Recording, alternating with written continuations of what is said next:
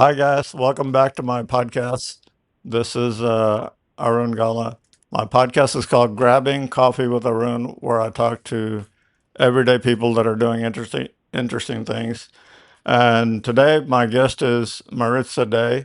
And Maritza is, she's now teaching yoga, but she was a CPA, and she was also she owned a business, she was a recruiter, and she did many other things. Just to start off with, Maritza, tell me how you got started in yoga.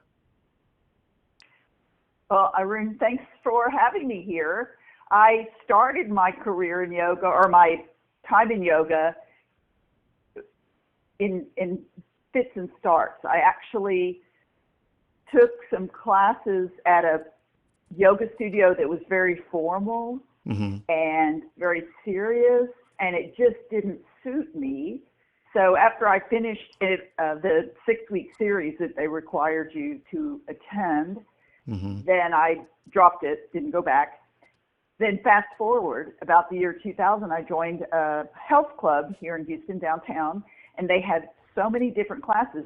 I literally went to every class that sounded interesting, and if I didn't get hurt, I would go back if I liked it. I'm joking, but Right. that's how I found yoga, because they called it beginning yoga, I believe. So I thought, well, I'll do that. So I started taking this yoga class from a wonderful teacher, Hmm. Nancy. Thanks, Hmm. Nancy. And that was about 25 years ago. Oh, that's interesting. So, tell me the basic kind of yoga that I know we were talking about the different kinds of yoga that are out there. Can you tell me about a couple different kinds, or? Yeah, I'll tell you that the yoga that I started taking at this club downtown is Hmm. called Hatha Yoga, Hatha, or Hatha Yoga. I think it's how it's really pronounced. Um, Hatha Yoga, and that's classical yoga where you do the different positions, poses, and there are so many variations.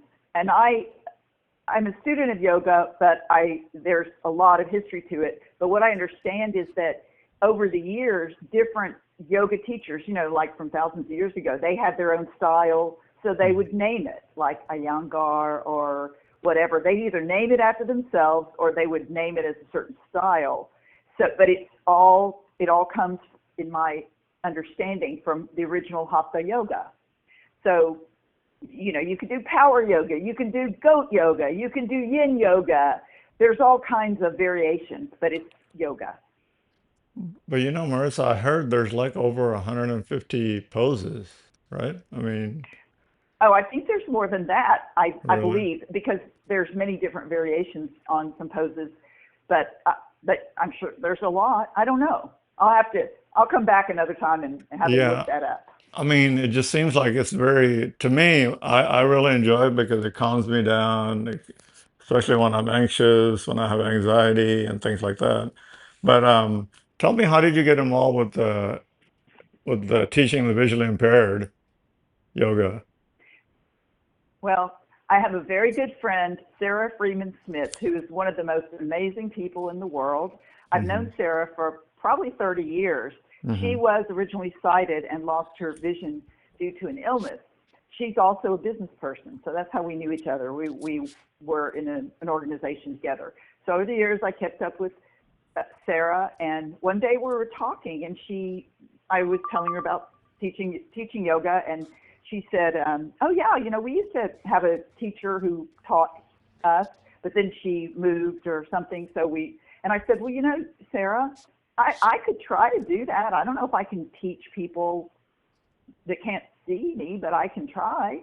Because I have jokingly said to myself many times, because of the style of yoga I was trained in, we describe things very, very carefully. I used to joke to myself that you could do my class with your eyes closed. Just a joke I said to myself. And so I thought, well, let me try it, because I know I describe the poses. I don't just say up dog, down dog, warrior Hmm. 1, 2, 3. I tell people, whether they're sighted or not, how to get into the pose and how to get out. So we actually started on Zoom. It was maybe after COVID, but still there was a lot of Zoom going on because I thought, well, they can't see me anyway, so let's do it on Zoom. So I started out with a small group of people who were game to be my focus group, and it worked. And so then we moved into the multi-service center on West Gray, and that's where we do our class. Right. Let me ask you this because I know like a lot of people use the term Pilates.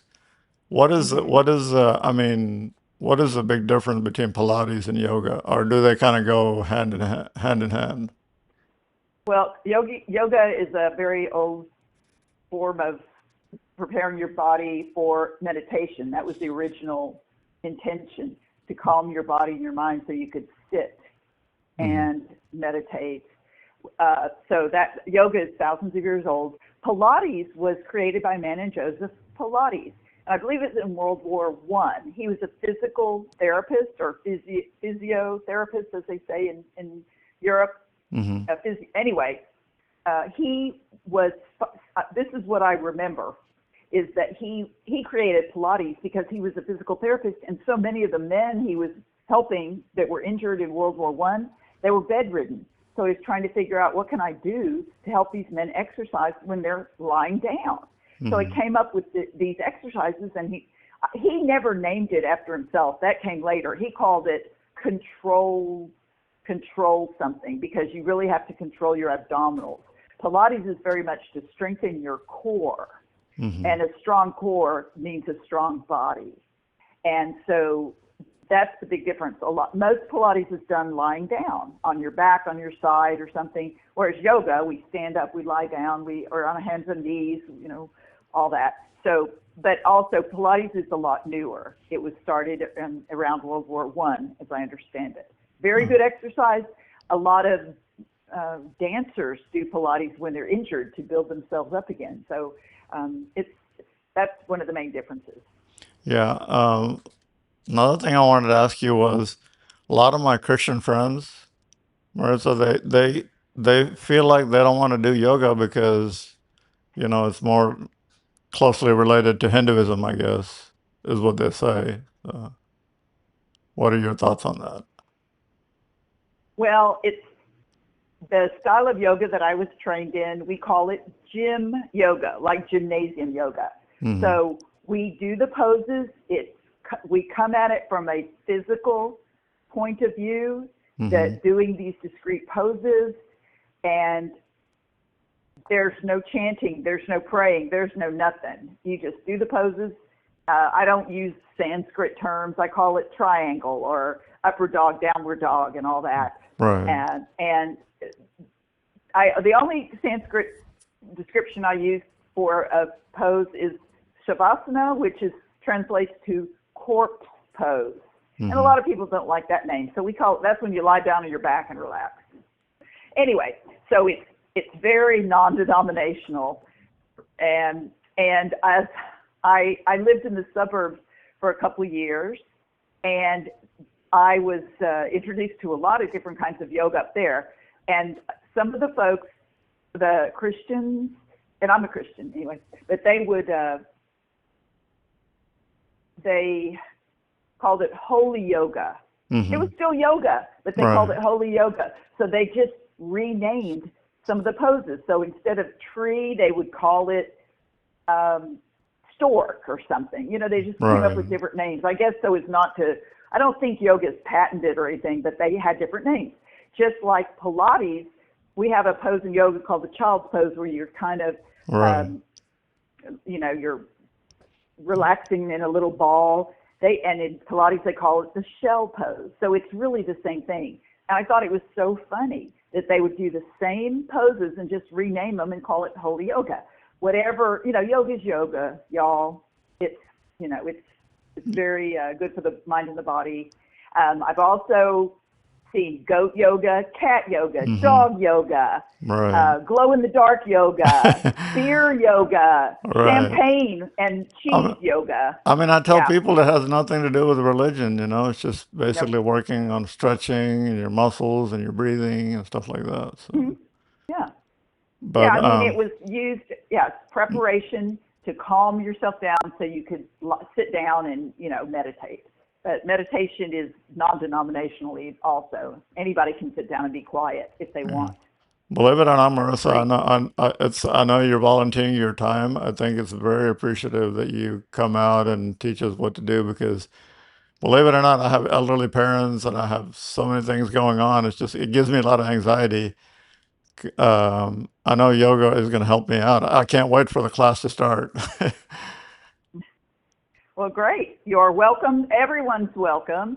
This is a class for the visually impaired on West Gray, the Multi-Service Center. Yeah, I also teach private lessons I to was going to individuals ask you about sighted or that. not. Uh-huh. Yeah. And so that's my practice. But as my hope for the current and the future is to bring these healing methodologies to more people, to make these very non-invasive procedures or methods available to everyone. You don't have to have a fancy pair of Lululemon tights to do yoga. Just show up and, we'll get you a mat. But I'm from the lowest common denominator kind of method of thinking, so I want to start with the least invasive thing to make people feel better. So, for example, if my fingernail breaks, I don't go and have my finger amputated. I'll put a Band-Aid on it. Right. So when I have back problems, I've never had surgery and don't intend to. I actually use yoga to make myself stronger and alleviate the pain. So it has a lot of benefits, the stretching and the strengthening and the flexibility. It makes you feel better. Yeah. Do you think like being a CPA or being a recruiter, or do you think that I know you want to help people and all that. I guess that kind of ties into that kind of thinking, right? Or Well, I think that that's why we're put on this earth, not just to eat and drink right. and travel, but part of our raison d'être, our reason to be, is to be of service to other people. And I've worked hard in the Mm-hmm. business world, and I've always volunteered. I've always tried to be of service, and now that I have even more time, Mm-hmm. I want to develop that and Well, just be of service. right, right. A lot of people seem to forget that, I mean, because people tell me like, why do you volunteer as an English ESL teacher? Because I want Mm-hmm. to, I already work for the city, and what else am I going to do with my time? Help people, and it kind of makes me feel good too about myself. I mean, even though I'm Right. visually impaired, a lot of people ask me, well, how do you teach English? Because you can't see. But then there's ways around it, right? Like you said, there's ways around to getting around something. But was there anything else you want to tell me, tell my listeners, Maritza? Well, yeah, I guess I want to shout out to my students in my class, that my folks that are blind to visually impaired, and they're the most amazing people. They have that limit. They cannot see, most of them, or they can't see very well. They work around it. They find an accommodation. They don't let it stop them. And I am in awe of them. Right. So thank you, students. Yeah. Thank you, Maritza, for your time. And how can somebody, if they're interested in, let's say, having private lessons or talking to you more about yoga, how can they, can you give them your email address or your Sure. LinkedIn? Sure. On LinkedIn, if you open up LinkedIn and put in my name, Maritza Day, Moritza Day, Day, I think there's only one of me with that name, Maritza Day, and Houston. And also my email address, you can find me at Marie8002 at Gmail. That's Marie8002 at Gmail. I'm working on my Insta, but I think that's Day Maritza, but you can find me most easily on LinkedIn, Maritza Hmm. Day, or Marie8002 at gmail.com. How did you spell that Marie at the beginning of that 8002? Is it It's Marie, Right. 8002 At gmail.com, right? at Gmail. Okay. Yeah. And I will get back with you and answer any questions. It doesn't have to be, any questions people have about yoga or even, um, other mindfulness practices, things like that. I'll be glad to answer any questions. Right. And if you guys want to reach me, my email is grabbingcoffeewitharun, ARUN at gmail.com. Thanks again, Maritza, for your time and your efforts. Thank you. Thank My you. pleasure. See you in class. Okay. All right. Take care. Bye-bye. Okay, you too. Bye. Bye-bye. Bye.